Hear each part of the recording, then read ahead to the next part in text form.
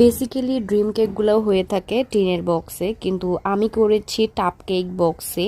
Reasonable প্রাইসের মধ্যে টাপ কেকগুলাই হাতের নাগালে হচ্ছে গিয়ে পাওয়া যায়, কিন্তু টিনের বক্সগুলো হচ্ছে অনেক বেশি এক্সপেন্সিভ, যার কারণে আমি ওটা অ্যাভয়েড করার ট্রাই করেছি। যাই হোক, হেই এভরিওয়ান, আসসালামু আলাইকুম, welcome to my page JS cake corner.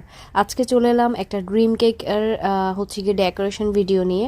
এই ড্রিম কেকগুলো এতদিন আমার পেজে ছিল না, আমি নতুন করে এই ড্রিম কেকগুলো আমার পেজে অ্যাড করতে যাচ্ছি, এবং আমি আরো একটা ভিডিওতে বলেছিলাম যে আমি মাঠ কেকটাও নতুনভাবে অ্যাড করেছি। সো যারা হচ্ছেন অতিরিক্ত চকলেট পছন্দ করেন তারা এই টাইপসের কেকগুলাই হচ্ছে গিয়ে সাজেস্ট করবেন নিজেদের জন্য, কেননা এই কেকগুলোতে ভরপুর হচ্ছে গিয়ে চকলেট থাকে এবং প্রতিটা বাইটেই হচ্ছে গিয়ে আপনি চকলেটের একটা যে ভাইব বা চকলেটের যে টেস্ট সেটা হচ্ছে গিয়ে পাবেন। এবং এই কেকগুলো আমরা একদম অথেন্টিকভাবে মেক করে থাকি, এবং বিষয়টা হচ্ছে যে এখানে যে আমি কেকের লেয়ারের মধ্যে যে ক্রিমগুলো অ্যাড করছি, এখানে 80% হচ্ছে চকলেট এবং 20% হচ্ছে ক্রিম।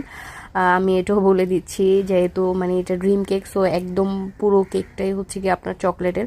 অ্যান্ড এই ড্রিম কেকের মধ্যেই হচ্ছে গিয়ে আমি সেই মাঠ কেকটা ইউজ করেছি, যাতে কেকের টেস্ট একটু ভিন্ন থাকে। আমি বিভিন্ন রেসিপিতে দেখেছি তারা স্পঞ্জ নর্মাল যে কেকটা থাকে সেটা ইউজ করে, কিন্তু আমি একটু টেস্টটা বাড়ানোর জন্য হচ্ছে গিয়ে আমি এখানে মাঠ কেকটা ইউজ করেছি। এবং দেখতে দেখতে এই যে এটাই ছিল আমার কেকের ফাইনাল লুক। তো কেমন হয়েছে অবশ্যই জানাবেন। আজ এই পর্যন্তই, সবাই ভালো থাকবেন, সুস্থ থাকবেন, অ্যান্ড আল্লাহ হাফেজ।